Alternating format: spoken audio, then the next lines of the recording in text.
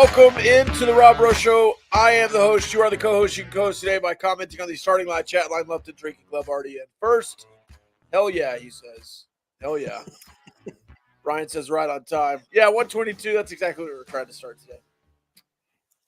Let's see. Lots of things happening here in the Diversified Lender Studio. The starting line, chat line over there, as always. Let's just rip the Band-Aid off and talk about the Dallas Cowboys first. That was the breaking news today. Rex Ryan is getting an interview for the Dallas Cowboys. We talked about it on Monday where they were going after a bunch of old dudes nobody wanted. I'm sure Ron Rivera could get another job if he wanted to. I'm sure Brandon Staley, who's not old, but a retread, could get another job if he wanted to, probably a defensive coordinator. Mike Zimmer's been sitting on his butt for a year, doing nothing, year or two, maybe. A bum. I guess it's been 2 years since he's had a job. And now we've got Rex Ryan, who hasn't coached since 2018. When? Was that? It's been that soon? 16? I don't know. When did he play? Yeah, Coach, I mean. Great question. I'm gonna look. I certainly think the last time he was the head coach was with the Bills, yes? Yes. That was before Sure. McDermott. Yeah, Buffalo. His last coaching stint ended in 2016. 16. Yeah, 16. 2016. He's been out of the game for quite a while. What the hell are we doing? It's almost like Mike McCarthy's trying to find a staff to where he's just going to be a bum next year and get fired. Right? It's not Mike. Mike has nothing to do with this. I don't know. Everyone always says it's Jerry, it's Jerry, it's Jerry. It's Jerry today. Jerry's an idiot if he hires Rex Ryan. God. Wasn't Rob Ryan the defensive coordinator just a few years back? In with Dallas, Jason Garrett? Yeah. Before Monty Kiffin or right after Monty Kiffin? Yeah, one of those two. Both of them were equally not very good. Yeah. It's just ridiculous. It's ridiculous. This is why I'm a Texans fan now. Don't care. Come over, man. I've been waiting. This is just ridiculous. Rex Ryan. Hey, talk about putting your best foot forward, Rex Ryan. Sucking on toes. What are we doing? Rex Ryan is getting a legitimate interview. It's been 7 years since he's coached in the NFL. He's been on TV. My whole thing with coaches is go try to get somebody else wants. If they're in high demand, they're probably a good coach. Is Rex Ryan in high demand? How many defensive coordinator jobs have been open since 2016, Carson? 80? A lot. Yeah, a lot. 100? With all the coaching changes, more than that, probably. I mean, this is just wild to me. Wild. Rex Ryan is getting a legitimate interview. As soon as I heard that today on the what's the guy's name that does the show? He used to work at ESPN. Now he's on the radio. Had Cam Newton on this morning. They were talking about this. Pat McAfee? No, Dan, older guy. Dan Patrick? Dan Patrick, thank you. They were talking about this morning. Like, what is Rex Ryan going to do for the Dallas Cowboys? He hadn't. The game of the NFL has changed since 2016, since the last time Rex Ryan was in. All Rex Ryan's been doing is sitting on a desk in Bristol and making money to talk, and nobody wants to hear him do that either. And he sounds like a moron most of the time. He has no idea. No idea what he's talking about. Randy Moss is the best guy on that show. I don't watch it, so I don't know. I don't really watch it either. Just is Randy Moss still on it? Got mossed. Is he on the? But I don't think they do. You got mossed anymore. I don't even think Randy Moss is still there. No, he might not be there this year. It shows how much I've watched it this year, but no, not good. He's on the Good Morning Show, right, with Greeny? I have no idea. Rex Ryan? No clue. I don't think I watched a single pregame this year in the NFL. I didn't. I definitely didn't watch the ESPN pre-games, that's for sure. I might have tuned in for a couple of Sunday night pregames. I know a lot of people don't like Chris Sims, but I don't mind him.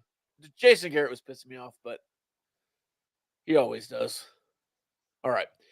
In better sports news from DFW, have you seen the Rangers spring training and batting practice hats? Yes, very nice. I have not They seen are, them. I'm gonna have to look that up. kind of the Columbia blue with the Rangers T on the front. They look really nice. Rex has been in the barn for 8 years. Yeah, 8 years. 8 years not doing anything. Nice. Yeah, they're really nice. You have to cop me one of those. Yeah, that's definitely gonna have to happen. All right. Spring training You done with your rant? this month. Yeah, we can move on for the Cowboys. Blood pressure back down.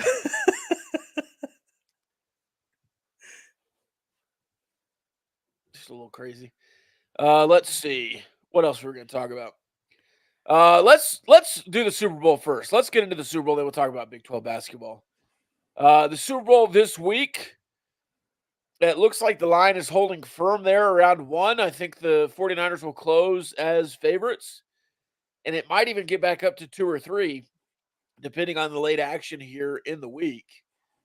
The Chiefs lost their best pass rusher, or at least their most productive pass rusher, Charles Omenihu, the former Longhorn, former Texan. He tore his ACL, so he's out, obviously, this week. Otherwise, you're looking pretty healthy. I think negatively, Kadarius Toney is back. Don't put him on the field. If they put Kadarius Toney on the field, they'll lose. That's Facts. Facts. That guy's not even mentally in it though. Like what he doesn't seem like he's good for your locker room either. Like, it's just a bad idea to have him on the roster. Yeah, everything he's been saying, it's been so bad this week that Antonio Brown is making fun of him. Antonio Brown's been calling him ESPN. So yeah, Antonio Brown is if he's making fun of you, then we've got issues. Yeah, I think one of them was Kadarius Toney was like, "I'm the best wide receiver in football when I get the ball." Emphasis on when I get the ball, basically. Well, and when he gets the ball, he never catches it. Kadarius Toney's a joke. Right. Yeah, that was the point. Yeah, that Antonio Brown was making. Oh yeah. So crazy. Could he return a punt? He'd probably muff it. I don't want him out there at all. No. I mean the punt return against the Eagles was pivotal in that game, but I think he's run his course with the Chiefs. I wouldn't put him on the field. Yeah. Rice can return punts. Is he an electric athlete? Yes. Do I trust him at all in this Super Bowl? No. Not a single bit. No. I don't trust Kadarius Toney as far as I can throw him if I'm Patrick Mahomes. No, I'm not doing anything for Kadarius Toney. No. I just don't know why you would even put him on the field in a situation like this. Like, what has he done for you this year other than nothing? He's lost games. Yeah, he's lost you 2 games. 2 games that would have given you home field advantage throughout the playoffs. Yeah. Not that it mattered, but still. Yeah, but yeah. Kadarius Toney, 70-yard touchdown incoming. Yeah, well, that would be you know what? If he does make a play, I won't complain. But as soon as he drops passes, I'll be saying, I told you so, I guess. Do y'all have a Super Bowl bet with Cyclone Larry? No, but the Gauchos should. The Gauchos definitely should. I figured the Gauchos already had one with Cyclone Larry. Kyle may have one on the side. Who knows? Maybe. Kyle does a lot of things I don't know about. He does a lot of things. Kyle was getting after the Utah fan base yesterday on the Twitter sphere. That was fun. That was fun to watch. They're so annoying. I love riling up the Utah fans on X or Twitter, whatever you want to call it. Yeah, they're so and the fact that BYU fans are on board now with everything, it just makes it even better. The BYU fan base has been fun to dialogue with on the Twitter spheres. Yeah. All right. The line is back to +2 for the Chiefs. Or up to +2, whatever it is. I thought it opened at 3.5. I guess it opened at 1. It was at 2.5 on Monday when we talked. FanDuel still has it at 2.5. Hmm. Everywhere else I could see is +2. FanDuel doesn't seem to change as much as all the others as No, far as they seem to just stick on a number and stay there, which I don't know who they use or, I'm sure they use their own algorithms, but they've always been different than MGM or I think what those FanDuel does services, is Caesar Sportsbook, they just open and then and they the leave it. line is the line. I think That's fair. it's probably a little bit closer to what all these say. CO. Am I? Because Oh, Bovada and MGM, Caesars, all those that we normally yeah, they've got a bunch of look at, they all move and have some change depending on where the money's going. But it wouldn't surprise me the closer we get to game day if it's really just a toss them at a 1.5. Because I think a lot of money is going to go towards the Chiefs here at tail end of this week. I don't know I why I think the feel money that way. opened with the Chiefs. I think it'll close with San Francisco. Really, you think so? Just because it has a, I don't know, man. I don't The know. the bet percentage right now, I don't know it doesn't show the money handle, but the bet percentage is 70-30 Chiefs. So a bunch of the bets are on the Chiefs right now. Yeah, so maybe If it leans San Francisco, what do you think the line goes to? Do you think it goes to a 3 or a 3.5? If it's 2 right now, Then I'm going. If it goes to a 3.5, I'm definitely hitting the Chiefs. yeah, hammering. Yeah, Yeah, we'll see. I don't know. I don't know what it gets to. It might freeze here. It might be done. Um, Maybe heavy money on the Chiefs game day just because people wake up and that's the right. heavy public betting day. Yeah. The sharps are in. Well, and that's whenever you're going to see all those crazy, side actions happening too. Props. Yeah, prop bets. Speaking of props, anytime touchdown score, who would you take? Or just give me a name and I'll tell you the odds. Let's say Travis Kelce scoring the first touchdown. Well, anytime touchdown Oh, score is any touchdown. -107 for Travis Kelce. Yeah. Third shortest Kadarius Toney's probably a long shot to score a touchdown.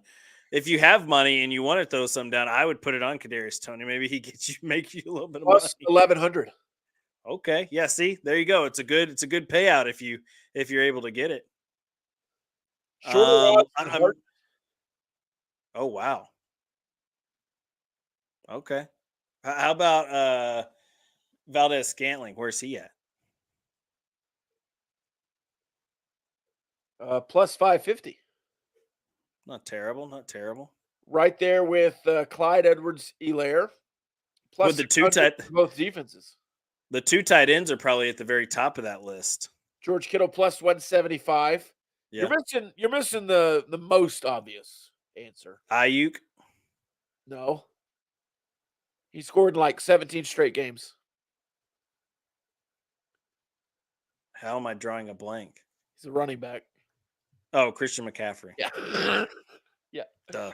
He's -235. I'm thinking receivers receiving touchdowns, not running back scoring a touchdown. Yeah. Pacheco is second with -130. Yeah. Well, the running backs are obviously gonna they're not gonna make you any money. Yeah. Mahomes +387. Brock Purdy +724. That's for a rushing touchdown. For a rushing touchdown? Yeah, or receiving, I guess, if you want to do a Philly special. It's just not a passing touchdown. Brock Purdy catching a passing touchdown from Christian McCaffrey. Are Tech fans bigger Chiefs fans than Chiefs fans or Chiefs fans? I don't think so, but Chiefs fans are big time fans. I think it's a special phenomenon that Texas Tech fans have adapted. But again, with a lot of Texas Tech fans are Dallas Cowboys fans. The Dallas Cowboys are just so stupid that you can't help but root for a front runner.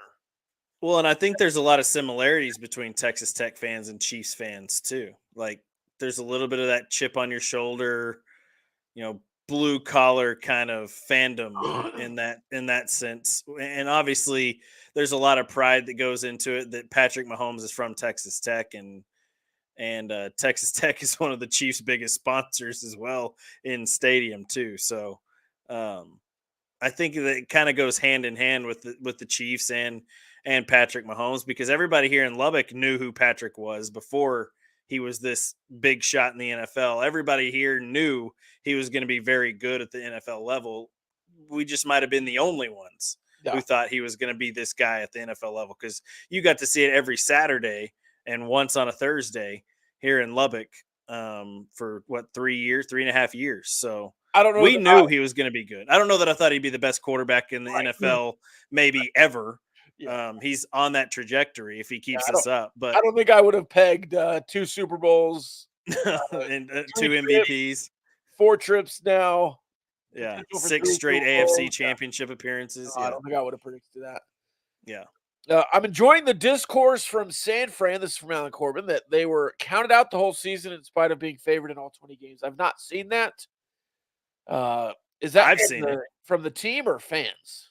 I've seen it from fans, obviously. Okay.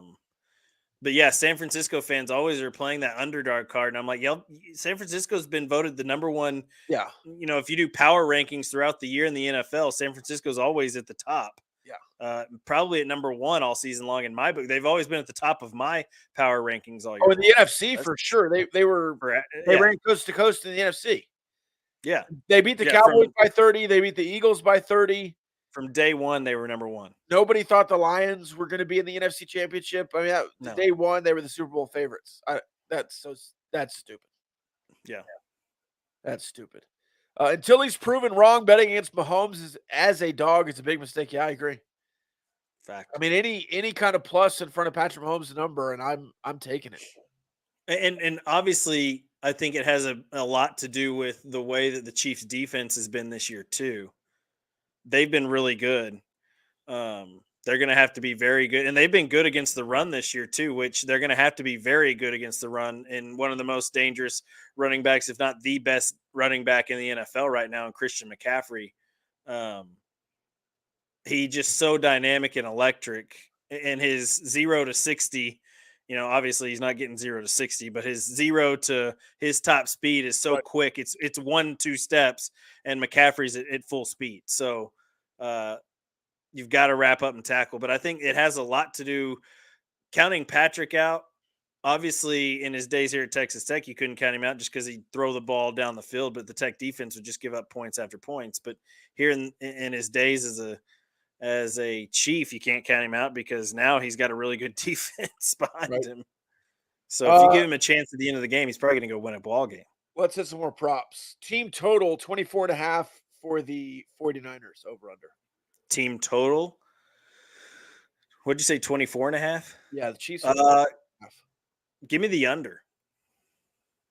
The under on 24.5. Yeah. What about I think 24. And you're going over on the Chiefs? What is theirs? 29.5? 23. Yeah, give me over. Yeah.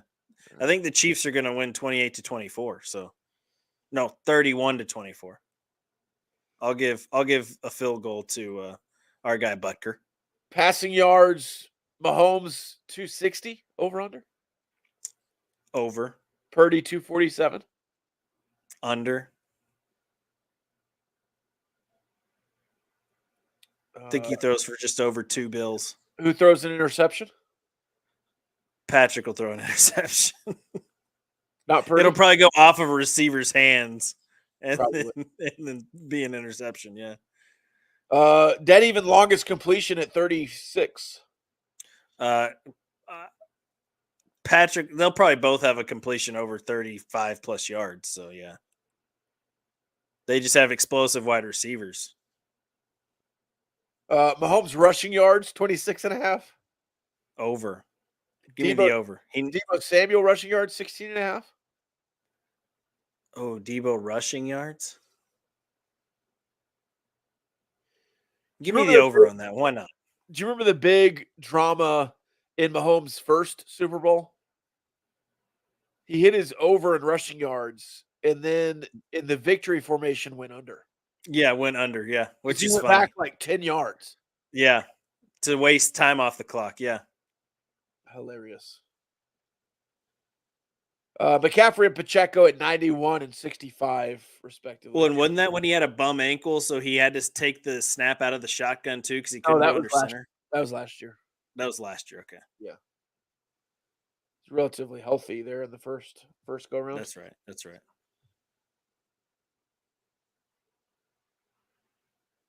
Rushing yards, 91 for McCaffrey.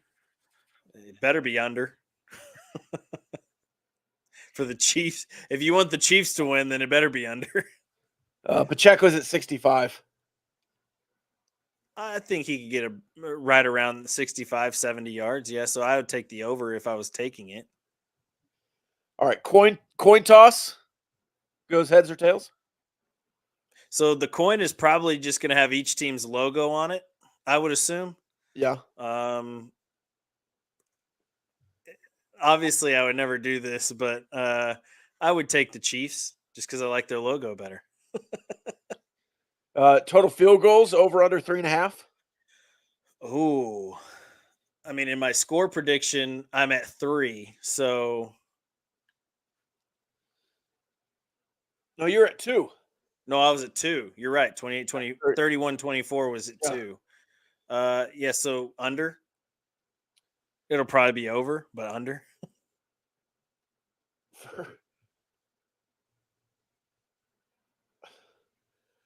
First team to score. Yeah, Kansas City. Depends on who gets the ball first, because I think really whoever gets the ball first, I think might go down and put some points on the board, to be honest with you. The Chiefs, I think, like 7 of the last 8 playoff games have scored on their first drive. Scored on their opening drive. Well, I just like both of these head coaches. Their opening drive scripts are always so well thought out. And if you can run your opening drive script to a T, then I think you score. And that's what the NFL, I think a lot of teams, I don't know what the percentage is on first drives of the team who gets the opening kickoff, but I think it's probably pretty high for what you would think. Yeah. Of first drive scores. Taylor Swift shown on camera over under 5.5. Take the over. In-game, Definitely. She'll get over in game. Yeah, 5.5 in the first quarter. They'll show her after the first time Travis Kelce catches a pass. However many times Travis Kelce catches a pass, they will show Taylor Swift. So you're taking the over on. Yeah, because Kelsey's going to catch at least 10 balls. Kelce catches. Yeah. I think he has at least 10 receptions. I just got fed an article on Newsbreak. 5 worst coaching hires in Texas Tech history. In Texas Tech history? Yeah, why is somebody writing this on February? Like, what is why does it matter? Right about the basketball team. What's going on here? No, I just wanted to read them now that we have it. Do you have any guesses? I'm sure Tommy Tuberville's on there. I'm sure Matt Wells is on there. Yeah. It doesn't specify a sport. Oh, it is football history. There's been like 15 coaches. A third of them are the worst hires ever. Yeah, a third of them are the worst hires ever. I'm sure JT King's not on there, but Cliff is number 5. Yeah, Cliff should be on there. He wasn't a bad hire when they hired him. It was the only hire I think you can make to keep the fan base in. Rex Dockery at the time.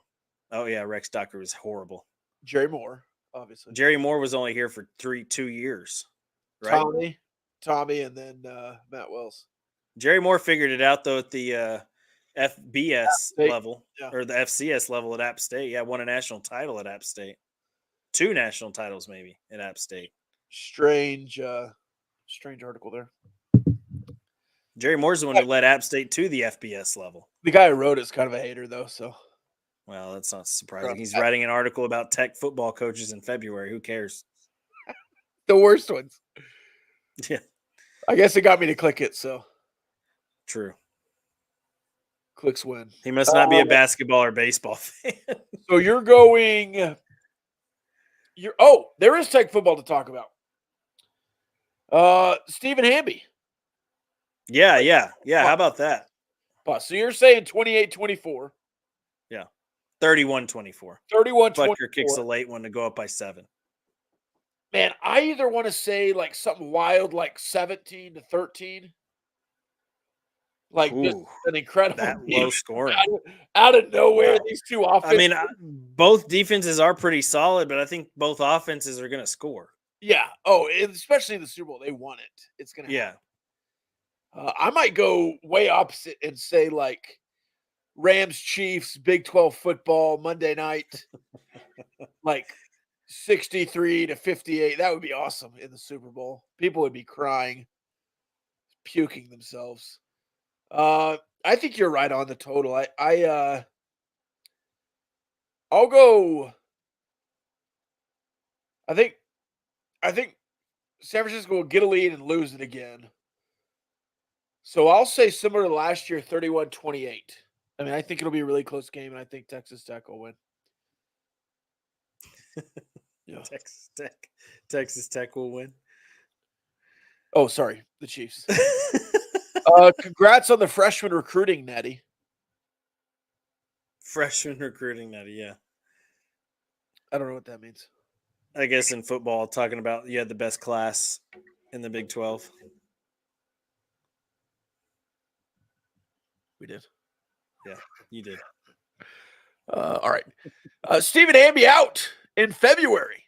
In February, which is a very odd time to be out.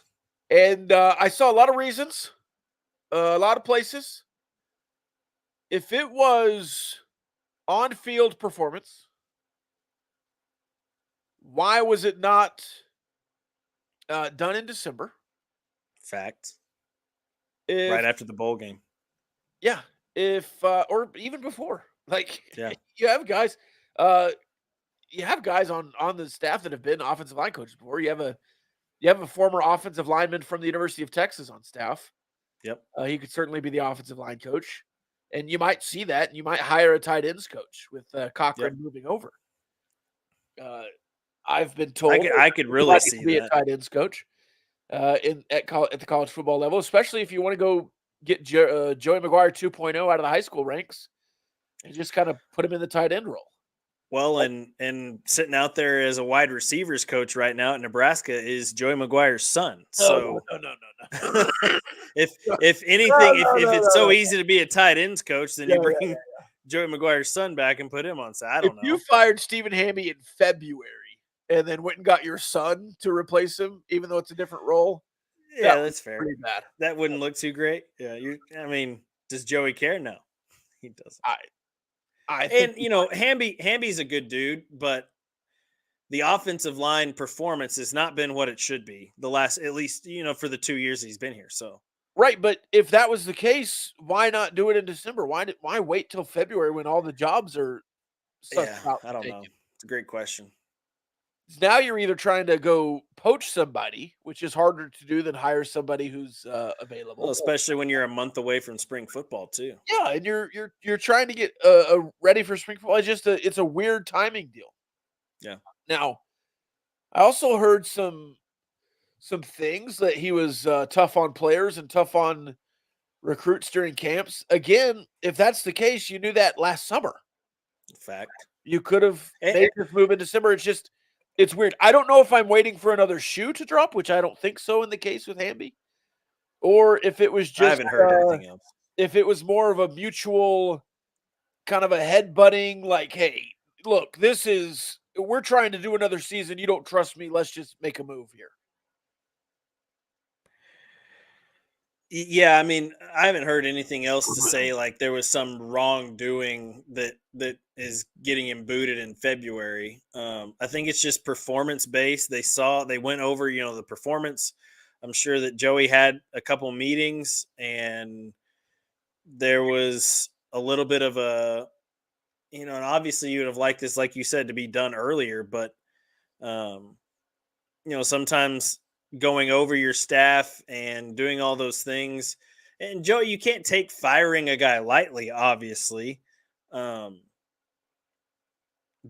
at the end of the day, yeah, it would have been nicer to have time to go get a guy in January, late December and early January, and then have him And if he was hard on guys, then so be it. But you also had a good recruiting class on the offensive line too, with the likes of Ellis Davis, who's a 4-star recruit, and Hamby was the guy who deals with that. So you know, it's always a little bit of give and take with coaching, especially a position coach, because you're going to have some guys that don't like him and some guys that do, and then I think it really just comes down to how you perform on the field. And the offensive line was not good this year. They probably underperformed this year. Last year they were mediocre too, just a little bit above average at times. So once you take all of that into consideration, it's not surprising that a move happens. It's just the timing of it that is a little bit surprising, I would say. Yeah, I'm Like not you said. surprised the move happened. I'm Right. surprised when it happened. I Yeah, just I agree. it's weird. I look and maybe nothing else comes out and they made this move because there was a contract stipulation at this point and Hamby knew it was happening and he was okay with it and everything was fine and it was just part of the family here like hey, it's not working out. We love you. Former Red Raider. We want to do right by you. We're going to fire you without cause. We're going to make it some weird deal so you get paid still. Yeah. You get a bunch of money for getting fired. You can go take a year to find another job, whatever it is. And maybe that's all it was. But facts are, you're looking for a new offensive line coach. I would not be surprised at all to see Cochran get the job and then go hire a tight ends coach, especially out of the high school levels. Yeah, I was That gonna would say be I my think that that would be my preference. that'd be the easiest route to go, is to just move Cochran over to the offensive line. He Yeah. was that guy. He was an offensive lineman. He coached him at Austin. He coached him at Austin P, exactly. So yeah, I think it'd be easier to do that and then go, like you said, go to the high school ranks, get a younger head coach that's been in the high school game for a while and that wants to get into the college game and give him his first job at the college rank. So Yeah, you say um, younger, go get a Joey. Go get a 40-year-old. yeah, I don't know if there's many Yeah. 40-year-olds that are going to want to lose their head coaching job in a high school, because you get paid so well to be a high school head coach now, especially at the bigger schools. I mean, you're probably making more as the head coach at a high school Oh, you level than you're going to make as the tight ends coach at Texas Tech. nah, you can make $100,000 as a tight ends coach. Well, you're making probably 150 to 160 at some of these bigger high. Some of these guys are getting paid $200,000 a year. Yeah, By God. that's the DFW landscape versus Lubbock. Yeah, but there's not a coach in Lubbock that's going to get the tight end coaching job. No. That's not what I'm Yeah. saying. I'm saying Yeah, $150 in Dallas, $150,000 in true. Dallas, Good $100,000 point. in Lubbock. Good point. Yeah. You're not hurting there. I If think you wanna Todd be Dodge at if you Austin want Westlake to was making a be lot. if you want to be in the college game, Yeah. and if you're trying to get an elite high school coach to come join your staff, I mean, you can pay that. I don't. I mean, if that's your Riley goal, Dodge. yeah, not Todd Dodge. Todd Dodge is. Todd Dodge just took a job at Lucas Lovejoy as the new athletic director and head football coach. Yeah. But the South Oak Cliff guy, the North Shore guy, I mean, there's a bunch of guys out there. Head coach South Oak Cliff's coach is like 65. is he? Or no, that's Duncanville. Never mind. Yeah. Yeah. I'm not saying those guys specifically, but you go look at some of these national state championship coaches, just like Joey was. There's somebody out there that wants to make the jump and would jump at the chance to be at Texas Tech with Joey McGuire. That's all I'm saying. I agree. I don't have any specific names for you, but I would assume that's on the table. Of course, you might just go get this is Texas Tech, Carson. And Texas Tech and Michigan, I feel like, are the only two schools in America that have to hire their own. Yeah. Just blindly. Nobody. You have to have a Texas Tech man. The Michigan On man, staff. Yeah. Texas Tech man. So Yeah. look for Jared Castor, Brandon Jay Jones Samaro. back in the mix. Oh yeah, if you're going tight ends coach, I'm talking offensive line coach. Keep Cochran where he is. Let's see. Manny Ramirez is in the coaching game. Sure, Louis Vasquez could come home. So, There's a Which lot one of of those guys was coaching at Spring Lake Earth not 3 years ago? was that Manny? Six man football. Yeah, I Didn't think it he? was Manny. 'Cause But his wife is from Spring Lake, so he was at like Estacado as like a student yeah. assistant. With Joe. Yeah, Joe. Cluley. Was it Joe or Shavers? It could have been Joe. It was probably Joe Cooley. I think it was Joey. Yeah, because Shavers was only there for 2 years, 1 year. And then Joey was there for 4. Yeah. Well, He's only been gone for 2. timing on it. Anyways, I think Ramirez also was a grad assistant after his NFL career with Texas Tech. So. Yeah, I think so too. Look, I'm halfway joking there, but Texas Tech does love hiring former Texas Tech players and employees, so I would not be surprised to see Jared Castor in the mix. That was my initial thought after I said it. He just, I think, went to UTEP. He was at Houston Christian. Yeah. He might have been a Houston Christian assistant with Kitley. He was at Houston Christian when he was I want to say he was a grad assistant at Houston Baptist when Bailey Zappi was there. Right. And then I want to say he went to Western Kentucky with Zach too. He's been at Houston Christian, I think, this whole time. Okay, yeah. So he stayed as the offensive line coach at Houston Christian. Elevated, yeah, to offensive coach, I believe. Yeah, Jared would be a great guy. Jared was one of the guys when he was here at Texas Tech that I got to know pretty well. Yeah. On his time here in Lubbock, but again, you don't have to hire you don't have to hire a former offensive lineman that went. Right. Yeah. How different is he from Hamby? Like, what's his coaching style as compared to what Hamby's was? I don't know. Well, I think Jared's probably a little bit more laid back. Yeah, their play styles are certainly different. Yeah, a lot more laid back. Jared's the guy who would rather go hunting on the weekend. I don't know what Hamby would rather do, but Jared's kind of a laid back dude. He protected Pat for a long time here in Lubbock. I've more also ways than just seen, I believe from Jarrett Johnson, he mentioned Clay McGuire, which again, I mean, I'm surprised people aren't saying Cody Campbell. Yeah. Yeah, right. Cody Campbell. Yeah. Cody, I think that might be a little, what do you call it? If you're given $500 million to a program, can you even come coach for that program? Is that legal? How does that work? I don't know. I don't think Cody Campbell has the time nor the desire to come coach college football. I saw somebody said, I don't remember who, the offensive line coach for Missouri was in there. I don't see you leaving the SEC for Texas Tech unless you're getting a pay upgrade. Like that would be, and this is no slight to Texas Tech, but Missouri's was a better football team than you were last year. They're in a better football conference. There's more room for you to move up from Missouri than there is for you to move up from Texas Tech. It's just the facts. Yeah. Just how it is. So that would be a downward movement for someone like that from a school like Missouri. Now, if you're an offensive line coach at Vanderbilt, I say Missouri. I'm at Memphis. Oh, Memphis. Yeah, Memphis would be a step up. Yeah, from offensive line coach to offensive line coach. Yeah, I don't mean Memphis. Memphis, not Missouri. And then I think also in that Jared Johnson piece was Zach Yenzer. Formerly at Kentucky, formerly at San Francisco in the 49ers franchise. He just got replaced at Kentucky like a week ago. So, I don't know. Some outside candidates, some inside candidates, some former Red Raider candidates. It all is in the mix there. Another guy that this is just a name off the top of my head because he's a guy that I got to know really well through officiating college football, and he was a great center at the University of Texas, was an All-American, played there with Ricky Williams, but Russell Gaskamp is a guy who's been a head coach at the Division II level.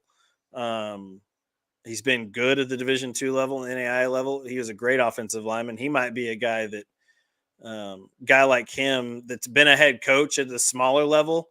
You bring a guy like that to the Division I level as an offensive line coach that has all that experience.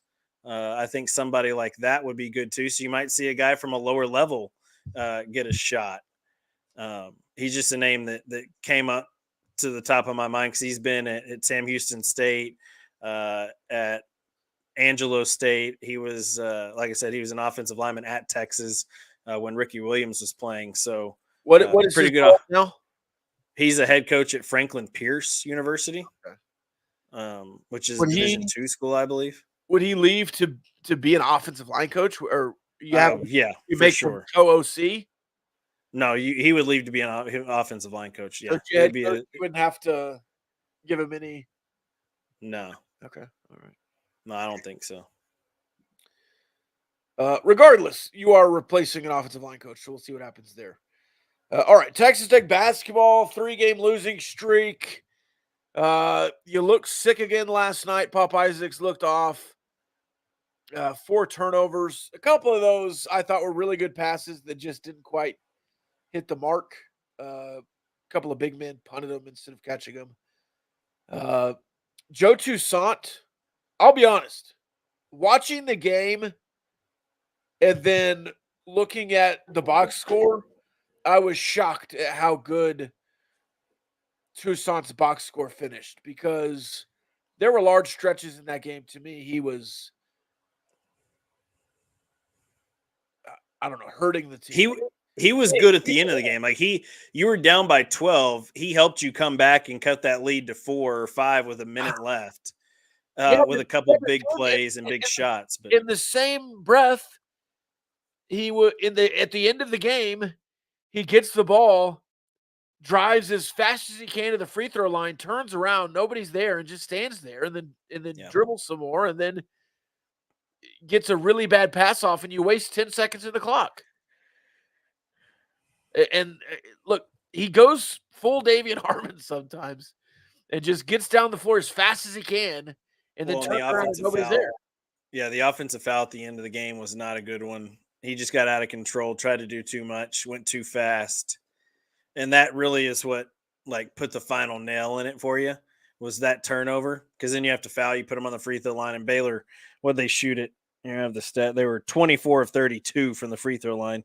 Yeah. They shot 16 more free throws than you did. 16 more free throws. Yeah, you shot 16 free throws. The first half was like 10-4 foul discrepancy. Yeah. Wild. Well, in the first half, you're only down by what, 2? It was tied. You had the lead for a large stretch of the first half, and I think they went up by 1 at halftime with a last-second dunk. Yeah, which took all the momentum into the half for Baylor. The officiating I thought was pretty poor the whole night. Well, it was Kip Kissinger and both ways. Those. There was a lot of both ways. Like something would happen on the Baylor end, and I'd be like, "Oh, that looked like a foul," and then it happened on the Tech end, and it was a foul, and vice versa.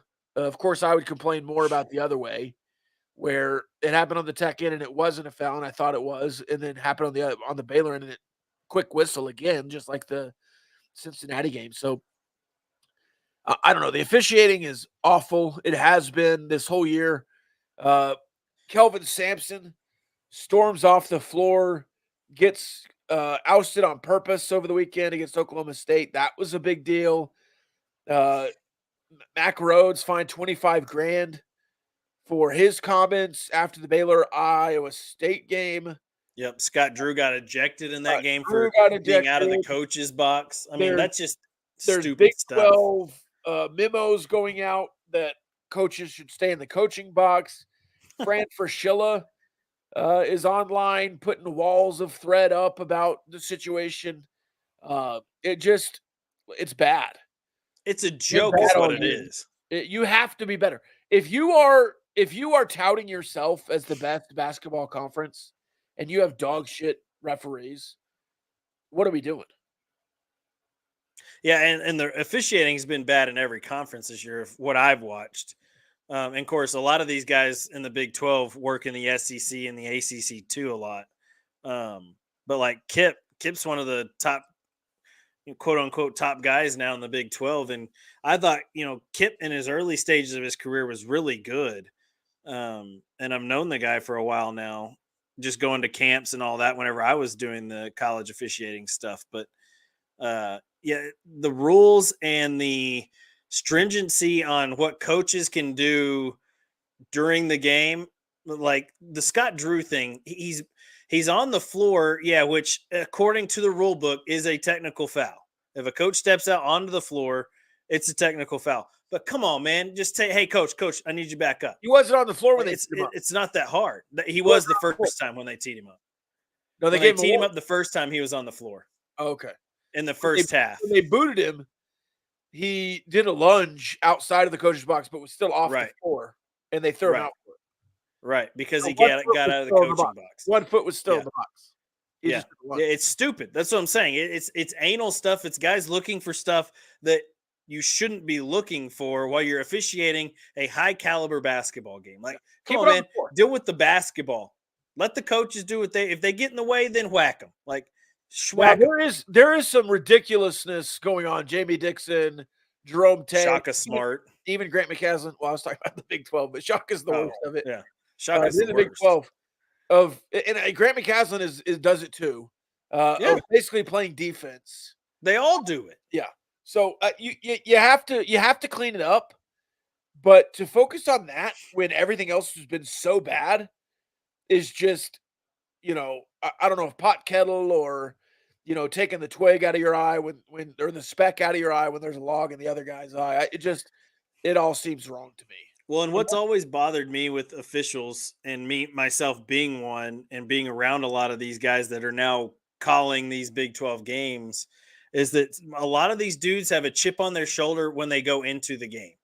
Like, you'll be in a pregame locker room with some of these guys and they're already talking about how much they dislike a coach or how much, all of this stuff is going on.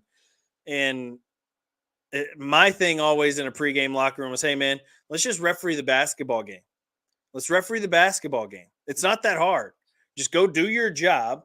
Let them do theirs. If they get out of line, then you can talk to them, sit them down. But most head coaches, if you'll just talk to them, they're just fine. And there's some nights where you get a call wrong and they don't appreciate it and they say something that you don't appreciate and you whack them. Like, that's going to happen. But at the end of the day, that coach is going to come up to you and say, hey man, I was out of line. We're good. Everything's cool. You probably had the right call. I was just I got upset. The game was in crunch time. And, that happens all the time.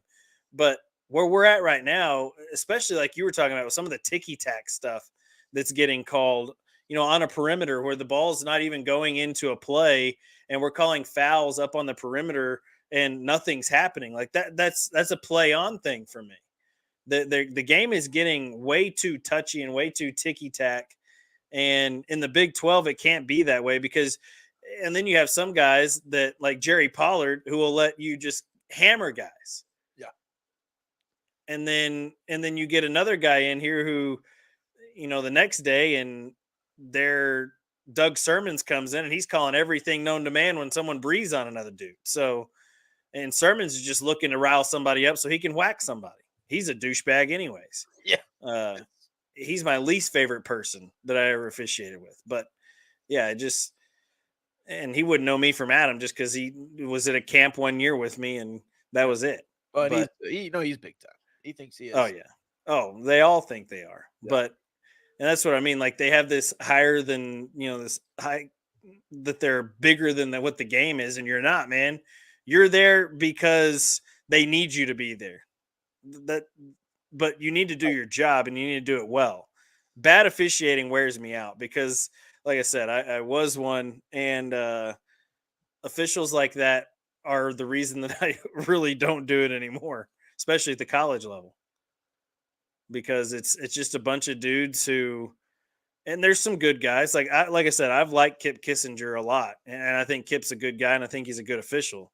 And he's not normally one of those guys he's one of those guys that he's going to call the basketball game the way it needs to be called, and he's usually really, really good. But when you get two other guys that are calling everything on the floor, then you have to go by what they're doing too. You can't have three guys calling a game a different way. Right. So if one guy's going to call this touch foul out here, the next time down the floor, you're at the opposite end, but now you're at the trail, which is the guy up top. You've got to call that foul now because dip crap over here called it. Yeah, And they don't family do show. that. There's no consistency. There's no consistency crew to crew because you don't have crews in college basketball. You just have assignments. Yeah, 3 guys that show up on a night in, night out basis. And these guys are working, Kip will have a game Saturday, he'll have a game Monday, Tuesday, probably tonight or tomorrow, and then he'll have another game Saturday and then do it again the next week. They got, sometimes you have 5 games in 7 days. Sometimes And you have 4 games in 7 days. and their day jobs. Yeah, and the travel that goes with it. So they don't really need day jobs. They make a lot of money doing this. I know. You're making 6 figures almost doing this, but it's ridiculous. I just, is what it is, I guess. But it has to be better. It has to be. Has to be. And I don't know if there's some kind of system you can implement or what here, but I don't know. Well, and it comes down to the assigners and the clinicians at camps during the summer. And when I say camps, I mean every official that works college basketball, in college football and baseball to that extent, you have to go to camp during the summers, and you have to go to at least 2 camps during the summers, get in front of your assigners and their cross checkers and their guys and all this stuff. It's a big deal that a lot of people don't realize how much work goes into this. And I think that's where a lot of these guys get this high and mighty complex because they do all this work and they get told how great they are and they get, a Big 12 schedule and they think they're hot stuff. And you just dude, go out there and do your job. Like it doesn't change. For me, I could go from refereeing a high school game on a Tuesday to going and doing a college game at a high level the next day. And I'm still the same dude refereeing the same way. Like the competition's better, obviously, but it's basketball. Just referee the basketball game, man. Right. And that's all you have to do. Just go out there and do your job for 40 minutes. It's not a difficult task. Seems easy. All right. We're losing our audience here with the officiating talk. Sorry. It's my biggest pet peeve is bad officiating. What else do we have today? We talked about Rex Ryan. We talked about the Chiefs 49ers Super Bowl. You got any big plans for the big game? Sorry, can't say Super Bowl. We can, but no big game plans. Gonna watch the game, I guess. You're not a Super Bowl party guy. You and the bro aren't meeting up. No, probably not. He's probably got something else to do. I'm sure I'll show up somewhere, but there's no big plans. Everybody in my house has been sick, so who knows if that's how I'm gonna feel by Sunday. True. All right. I think that's all I got. Unless you want to talk about other Big 12 happenings, Kansas. I have one more thing. Did you see the Jerome Tang interview board post? No, I didn't see a message board post. This Kansas State fan put up a message board post. This is before the Kansas game. It says, all right, you ready? This is before the Kansas game. So take with it what you will. Right. From a friend close to the basketball program, he says. Tang has only cared about the Kansas game since the Tomlin departure. Due to unforeseen roster changes, Tang essentially gave up on competing in the Big 12 or March Madness. Every practice for the last few months has been solely focused on Kansas tomorrow. Tang is under the impression that fans will consider the season successful if we're able to beat Kansas, regardless of the results for the rest of the season. From what I'm hearing, the team is pretty confused about the entire situation. Tang has been withholding guys, strategies, and even playing minutes, so Kansas would have as little film as possible going into the game. Needless to say, the game tomorrow means a lot to Tang. The success of the season relies on it. That's the biggest lie I've ever heard. It's the biggest load of crap I've ever heard because they beat Baylor at home and played everybody. Yeah, but they're 2-6 in the last 8, I think. Yeah, but 2 of those wins are Baylor and Kansas. They also lost to Oklahoma State. Yeah, that was not a good loss. But you go from losing to Oklahoma State and then beating Kansas. That's not a bad comeback. Hey, that's the Big 12, man. That's the Big 12. I'm telling you, man, any given night in this league, any given night, it doesn't matter who it is. Any given night in this league, anybody can beat anybody. Doesn't matter who it is, where it is, what time it is. This league is so insanely good that I truly believe that all 14 teams, you could put them in the NCAA tournament, and at least 9 of them would win their first round games. I think so. I truly believe that. Even Oklahoma State, I think, has a chance to win a first-round game, even if they were a 15 seed. Interesting. UCF at home, 80% chance to win according to the matchup predictor. It needs to be a 100% chance to win because you got to win this basketball game. Yeah. It feels like a must-win. I need some clarification, Lawrence. Chicken necks and backs on the grill? Chicken necks and backs. We're talking like the spine of the chicken? Yeah, is there meat in the spine of a chicken? Most people cook in breasts and thighs and wings. Yeah, I mean, chicken necks are good. Don't get me wrong. That meat's pretty solid. Yeah, that's like I've only ever used a chicken neck and back for like making a stock. Yeah, making a stock. Yeah, that's what I was about to say. Making a soup. I've never put them on the grill. Me neither. Maybe I need I'm interested to know how you grill a chicken neck and back. Invite us over, Lawrence. Yeah. Or just, take pictures. Tag us on Twitter or X, whatever it is. Oh, man. All right, that Tang thing was just funny to me. Yeah, that Tang thing was funny. Yeah, I don't think none of that is true. Well, could be. We don't know. Because hey, we don't know. I mean, I didn't watch their whole game at Oklahoma State, but I can guarantee you that none of what Kansas State did was a secret to Kansas. Yeah, they just made a bunch of threes and didn't turn the ball over like they've been doing all year. Yeah, Tyler Perry played great in overtime. Tried to lose it for him in regulation like he did against Baylor too, and then played really good in overtime. And Kevin McCullough didn't play well at all in overtime. Oh, man, you hate to see it. You hate to see Kevin McCullough miss the front end of a 1-and-1 and then step out of bounds with nobody within 20 feet. And a wide open layup. Did you wide open three? Just take the shot. True.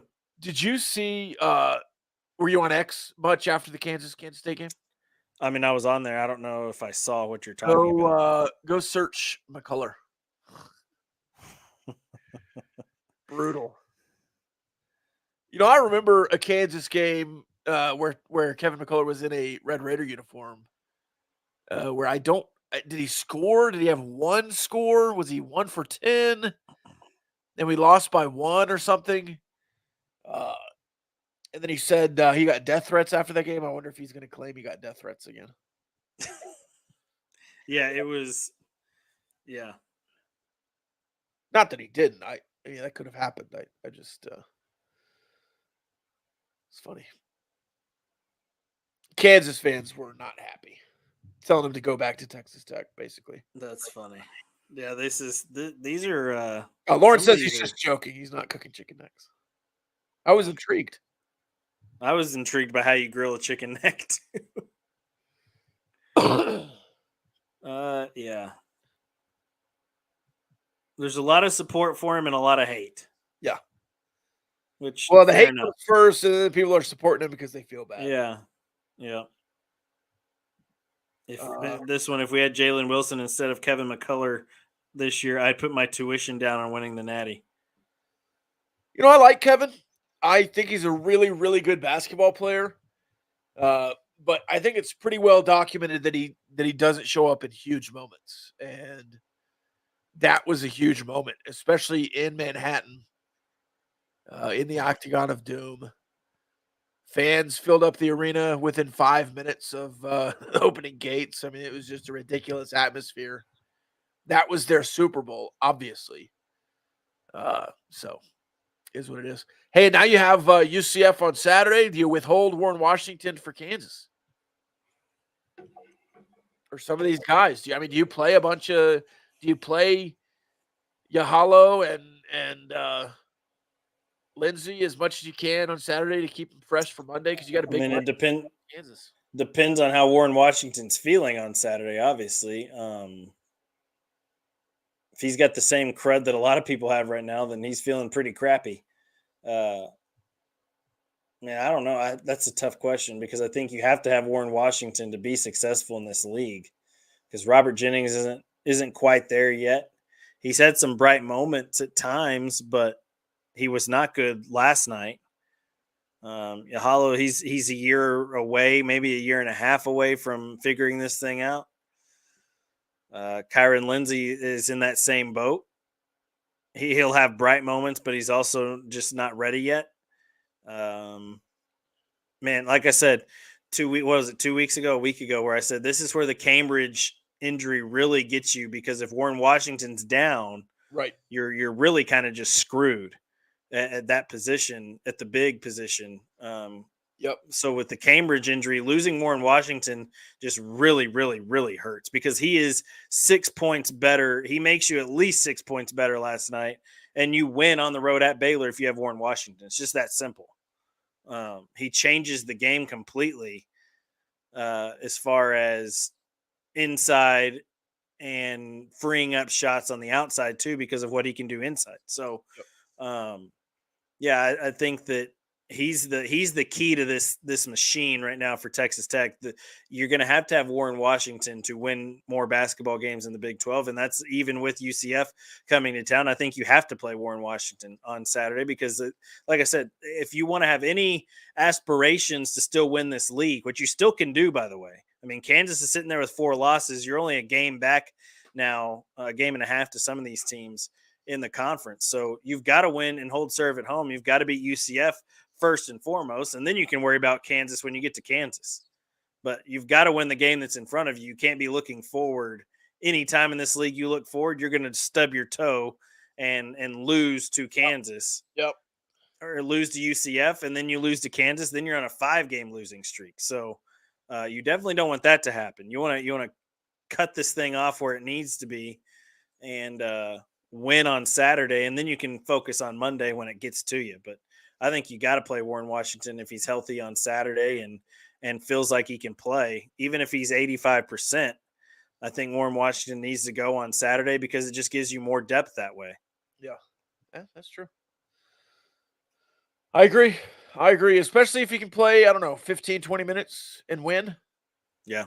I mean, if you're up 15, maybe take him out. You kind of yeah. I mean, if you're up big, then give him a breather. Situation.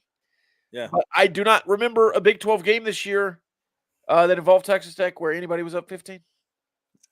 Just BYU being up 16. Right. I mean, in crunch time. The other team being up. Yeah, I remember. In crunch time, the last 10 minutes, maybe. Yeah. Nobody's been up more than 15. Yeah. Texas Tech against Oklahoma State was up by 14 at one point, I think. Ended up winning by 11, but yeah. Well, UCF is not Oklahoma State. No. Nothing comes easy in this league. I don't care they're pretty good. Who you are. Yeah. UCF has proven they can win on the road anywhere. Yeah. And beat anybody in this league. So I wonder what the UCF the fans will be like too on Saturday. I hope it's a great crowd on Saturday, to be honest with you. So, well, it's a doubleheader with the ladies. Yeah, with the ladies. So I hope it's a great crowd for both, really. Who do the ladies play? Is it UCF? Did they work it Did they work it that way? They've been working it. The last few weeks, whoever the men have been playing, then the ladies play that same team. Like last week, you played Cincinnati on Saturday, and the women were at Cincinnati. So I think it's a special thing. I think UCF is traveling together. Well, and it makes it easier for the team like a UCF, travel-wise, money-wise, for them to book a lot of tickets to the same place at the same time. So, yeah. Logistics. Or just charter one flight. Right, yeah. Yeah, because if the teams are traveling separately, they're probably flying commercial from UCF, unless the men might charter a flight. The women are probably having to fly commercial. Shame. Which is stupid. But that's how it works. Did you see the was it South Carolina budget report?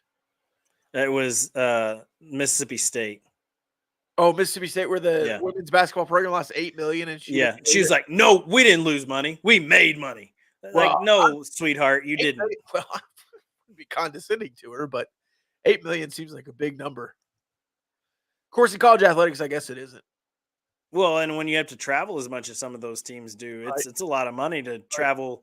A staff of a team of 20 or 18, and a staff of you're probably carrying 30 plus people with you, all said and done. So I wonder what the payout is there for women's basketball. Now, basketball isn't nearly as big a piece of the pie as football is, so football is always going to make the There's money. only 2 schools in America that made money last year in basketball, correct?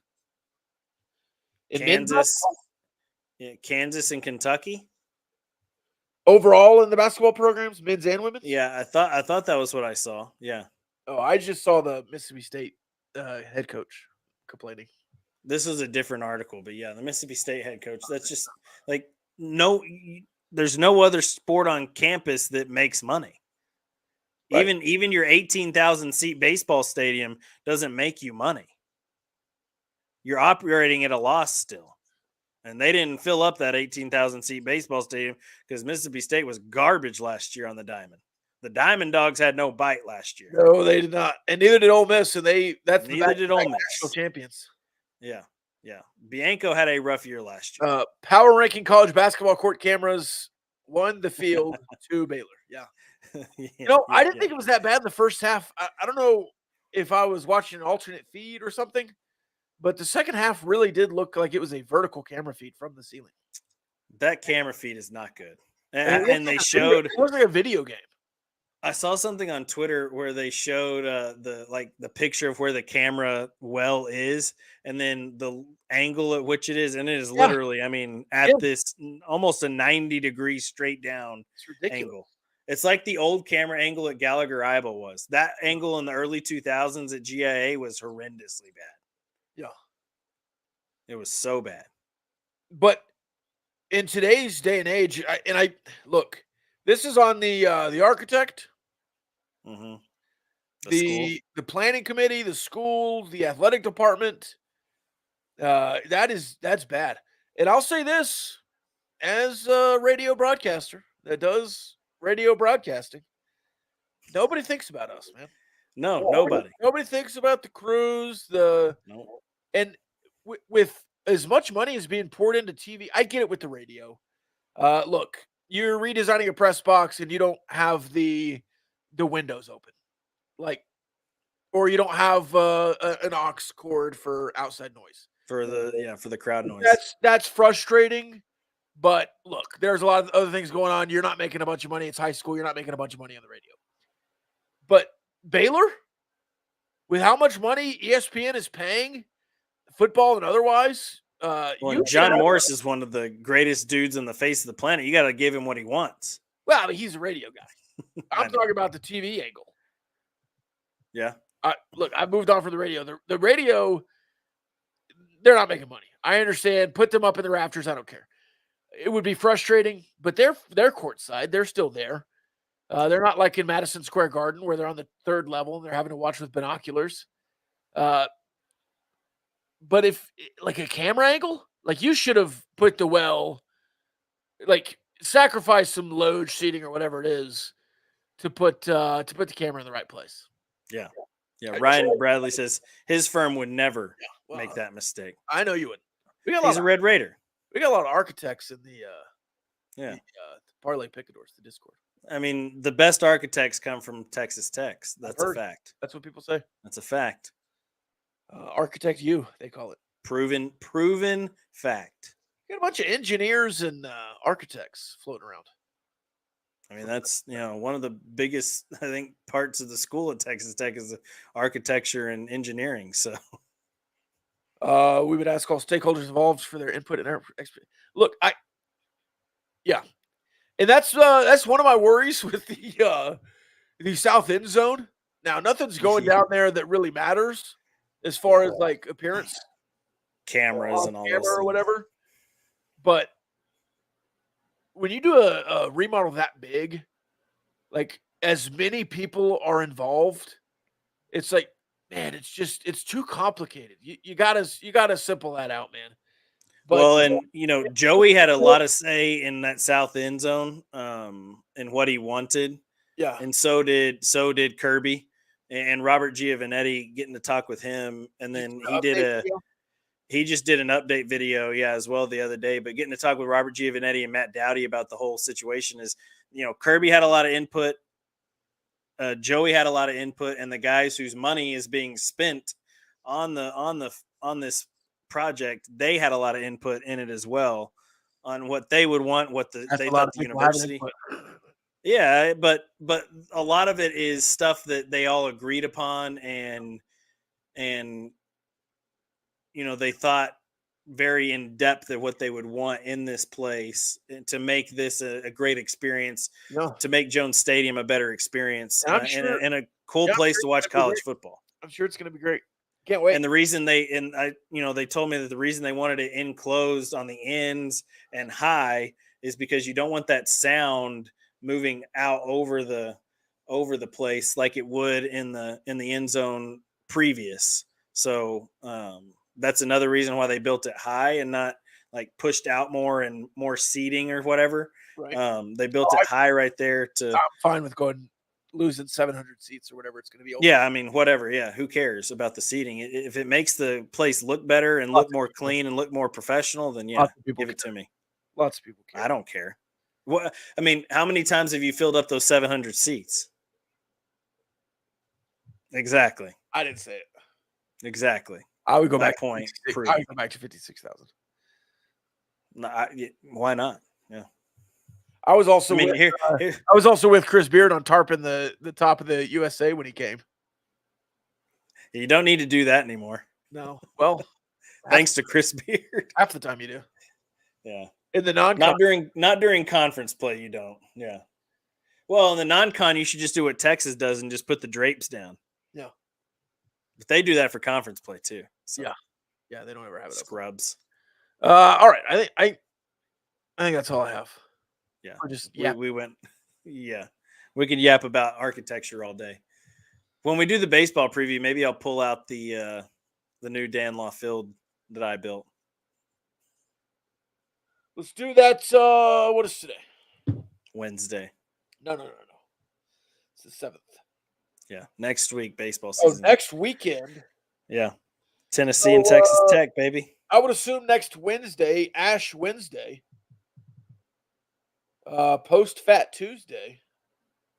We can knock out a baseball preview. Baseball preview. Is that Fat Tuesday? What is Fat Tuesday? You know, at some point in my life, Carson, my iPhone connected with my Facebook somehow. And I've got the strangest birthday reminders on my calendar of people I haven't known in 15 years. When is Fat Tuesday? It's Tuesday, February 13th. Okay. Yeah. Let's do Ash Wednesday baseball preview. Yeah, that works. Or maybe Big Monday preview, but we'll have a lot of stuff going on. We'll recap the Super Bowl and and we're gonna preview Kansas and review UCF and the Super Bowl, and we'll have a lot baseball on Wednesday. Yeah, we'll have a lot to break down on Monday. Sweet, I'll be there bright and early. 1 p.m. tip. I don't believe we'll be on Friday with the regionals. I'll be in Canyon. I think we got a 6 a.m. departure time Friday morning, so we will we'll see Monday. Yeah, Keegan gonna go 4-0 again with 4 pins. Hopefully, let's get it. We're rooting for a state title, folks. He went back to got us a state title contender in district. Now he's trying to go back to back in regionals. Yeah.